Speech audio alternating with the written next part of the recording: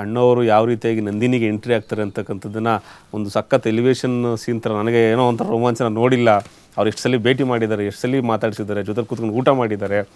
ಅವರು ಇವರು ಅಭಿಮಾನಿ ಜೊತೆಗೆ ಒಂದು ಹುದ್ದೆಯಲ್ಲಿರುವಂಥ ವ್ಯಕ್ತಿಯಾಗಿ ನೋಡಿ ಅವ್ರು ಕೊಟ್ಟಂಥ ರೆಸ್ಪೆಕ್ಟ್ ಎಲ್ಲ ನಿಜಕ್ಕೂ ಅದ್ಭುತ. ಅದನ್ನು ಮಾತಾಡಿಸ್ತಾ ಹೋಗ್ತೀನಿ. ಅಗೇನ್ ನಾನು ಚಿಕ್ಕಣ್ಣ ಸರ್, ನಿಮಗೆ ಈ ಥರ ವಿಚಾರಗಳು ಯಾವ ಥರ ಮಾತಾಡಿದ್ದು ಉಂಟಾ ಅಂತ, ಈ ರೈತರಿಗೆ ಸಂಬಂಧಪಟ್ಟಿದ್ದು, ನೀವು ಜೊತೆಲಿ ಸುಮಾರು ವರ್ಷಗಳು ಪಳಗಿದ್ರಿಂದ ಈ ಥರ ವಿಚಾರಗಳು ಮಾತಾಡಿದ್ದು? ಹೌದು, ಅವರಿಗೆ ರೈತರು ಅಂತಂದರೆ ಅಷ್ಟಿಷ್ಟದ ಪ್ರೀತಿ ಜಾಸ್ತಿ. ಆಮೇಲೆ ಗಾಜಿನೂರಲ್ಲಿ ಕೂಡ ಅವರು ಭೂಮಿ ಅವಾಗ ತಗೊಳ್ತಾ ಇದ್ರು. ಒಂದೊಂದು ಪಿಕ್ಚರ್ ಮಾಡ್ದಂಗೆಲ್ಲ 1 ಎಕರೆ 2 ಎಕರೆ ಆ ಥರ ಭೂಮಿ ಮೇಲೆ ತುಂಬ ಆಸೆ. ಅವ್ರು ಯಾರನ್ನ ಹೇಳೋರು, ಯಾರನ್ನ ಬಂದು ಇಲ್ಲಣ್ಣ 1-2 ಎಕರೆ ಇದೆ ಮಾರ್ಕೋಬೇಕಂದ್ರೆ, ಎತ್ತ ತಾಯಿನ ಮಾರ್ಕೊಂಡ್ರಿ, ಭೂತಾಯಿ ಸಮಾನ ರೀ ಅವರು. ಭೂತಾಯಿ ಅಂದರೆ ಎತ್ತ ತಾಯಿ ಸಮಾನ. ಅದು ನಾನು ವಂಶೋದ್ಧಾರಕದಲ್ಲಿ ಡೈಲಾಗ್ ಇಟ್ಟಿದ್ದೆ. ನೀನು ಯಾವತ್ತು ಭೂಮಿ ಮಾಡ್ತೀಯ ಅವತ್ತು ನಿನ್ನ ಎತ್ತ ತಾಯಿನ ಮಾರ್ಕೊಂಡಂಗೆ. ಉಪ್ಪಿನಿಂದ ಉಪಗ್ರಹವರೆಗೂ ಭೂಮಿ ಬೇಕು, ಅಂಥ ಭೂಮಿ ನೀನು ಮಾರ್ತೀಯಲ್ಲ ಮೂರ್ಖ ಅಂತ ಹೇಳಿ ಹೀರೋ ಬೇಯೋ ಥರ. ಸೂಪರ್. ಅದು ಆ ಥರ ಅವರೇ ಇನ್ಸ್ಪೈರು. ಅದ್ರಾಗ ಬರೆದಿದ್ರು ರಿವ್ಯೂವ್ನಲ್ಲಿ, ವಂಶೋದ್ಧಾರಕ ಪಿಕ್ಚರ್ನಲ್ಲಿ ಬಂಗಾರದ ಮನುಷ್ಯ ಮಣ್ಣಿನ ಮಗ ಸೊಗಡಿದೆ ಈ ಸಿನಿಮಾದಲ್ಲಿ ಅಂತೇಳಿ. ನಾವು ಯಾವುದೇ ಒಂದು ಸಿನಿಮಾ ಮಾಡ್ರು ಅವ್ರು ಇನ್ಸ್ಪೈರ್ ಆಗ್ತಾರೆ ನನಗೆ. ಅಂದರೆ ಅವರು ಎಲ್ಲದರಲ್ಲಿ ಪ್ರತಿಯೊಂದರಲ್ಲಿ ಒಂಥರ ಆಧ್ಯಾತ್ಮಿಕ ಮತ್ತು ಭಾಳ ಇದರಲ್ಲಿ ಹೋಗ್ತಾಯಿದ್ರು ಅವರು. ಸಮಾಜಕ್ಕೊಂದು ಒಳ್ಳೆ ಮೆಸೇಜ್ ಕೊಡೋ ನಮ್ಮ ಭಾವನೆ ಇತ್ತೇವಿನ ಸಮಾಜ ನಮ್ಮಿಂದ ಕೆಟ್ಟೋಗಬಾರ್ದು. ಅವರು ಸಿನಿಮಾಗಳಲ್ಲೂ ಕೂಡ ಅದನ್ನು ಅವರು ಹೇಳೋರು, ನಿಮ್ಮ ನಂಬಲ್ಲ ನೀವು, ಈ ಸಿನಿಮಾ ಮಂದಿರ ಅಂತಿದು. ಮಂದಿರ ಅಂಬೋದು ಒಂದು ದೇವಸ್ಥಾನ ಇದ್ದಂಗೆ. ಎಲ್ಲ ಧರ್ಮದವ್ರು ಬರ್ತಾರೆ, ಎಲ್ಲರೂ ಪ್ರೀತಿಯಿಂದ ನೋಡ್ತಾರೆ. ಅವರು ಹೋಗ್ಬೇಕಾದ್ರೆ ಅವ್ರ ಮನಸ್ಸು ತೃಪ್ತಿ ಪಡಿಸೋದೇ ನಮ್ಮ ಕರ್ತವ್ಯ. ನಾವು ತಿನ್ನೋ ಅನ್ನ ಜೀರ್ಣ ಆಗ್ಬೇಕಂದ್ರೆ ಅವ್ರಿಗೆ ತೃಪ್ತಿ ಆಗ್ಬೇಕಂತೆ ಸಿನಿಮಾ ನೋಡಿ, ಅವಾಗ ನಮಗೆ ತೃಪ್ತಿ ಆದಂಗೆ. ಇಲ್ಲಾಂದ್ರೆ ಅವ್ರಿಗೆ ತೃಪ್ತಿ ಇಲ್ಲಾಂದ್ರೆ ನಮಗೂ ತೃಪ್ತಿ ಇಲ್ಲ.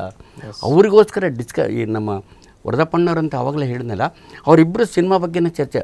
ಅದು ನಾನು ಹೇಳಬೇಕಾದ್ರೆ ಮಹನೀಯರಲ್ಲೇ ಅವ್ರು ಮಹನೀಯರು. ಅವ್ರಿಗೆ ಕತೆ ಇಷ್ಟ ಇಲ್ಲ ಅಂದರೆ ಬೇಡ, ವಾಪಸ್ ಕೊಟ್ಟು ಬಂದ್ಬಿಟ್ಟು ದುಡ್ಡು ಅಂತಿದ್ರು ಅವರು.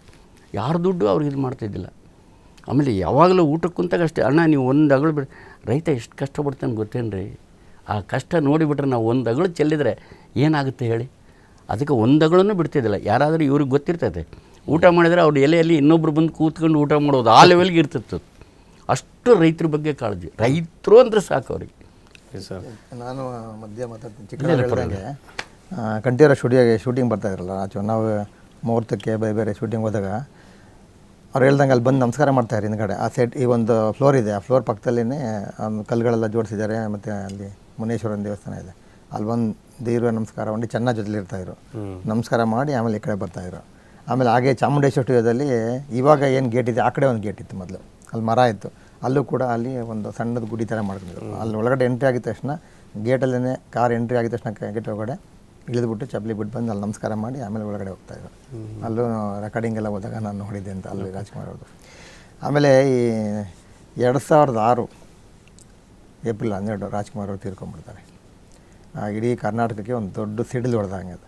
ಎಲ್ಲರಿಗೂ ಅವ್ರ ಮನೆಯಲ್ಲೇ ಒಬ್ಬ ಯಾವುದೋ ದೊಡ್ಡ ಹಿರಿಯ ವ್ಯಕ್ತಿ ತೀರ್ಕೊಂಡಂಥ ಶೋಕಾಚರಣೆ. ಯಾವ ರೇಡಿಯೋ ಟಿ ವಿ ಅವ್ರು ಯಾರೂ ಹೇಳಬೇಕಾಗಿಲ್ಲ, ಅವರಾಗವರೇ ವೈಯಕ್ತಿಕವಾಗಿ ಎಲ್ಲ ಶೋಕಾಚರಣೆ.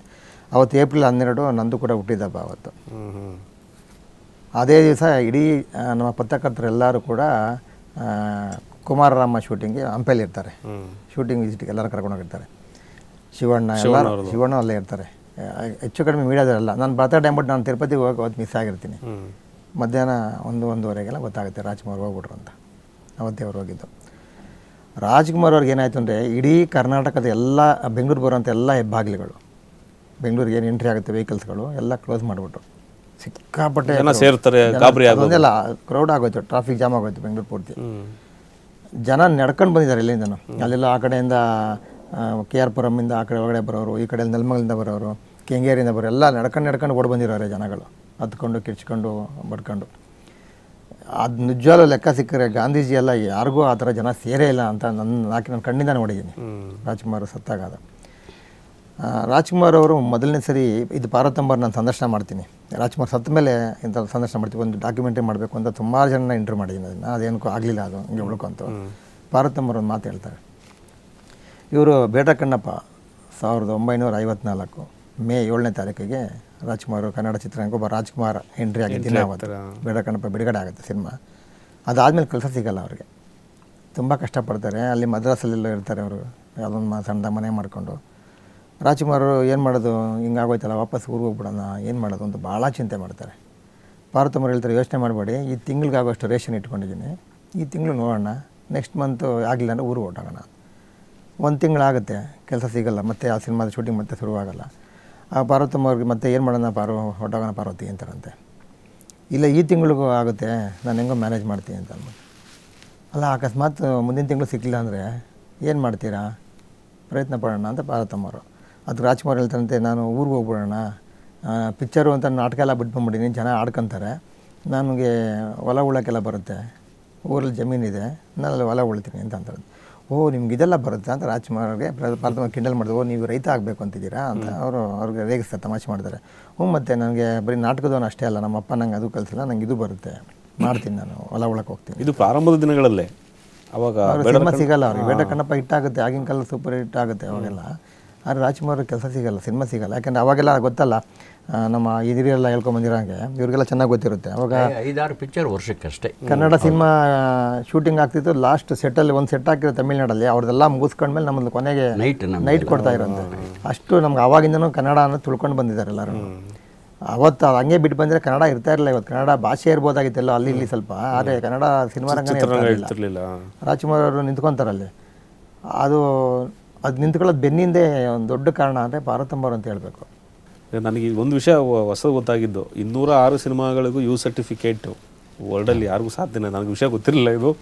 ಸಖತ್ತು ಅದು ಆಶ್ಚರ್ಯ ಕೂಡ. 206 ಸಿನಿಮಾಗಳು ಸಾಮಾಜಿಕ ಸಿನಿಮಾಗಳಲ್ಲಿ ಕೊಟ್ಟಂಥ ಬೃಹತ್ ನಟ, ಮೇರು ನಟ ಅಂತಲೇ ಹೇಳ್ಬೋದು.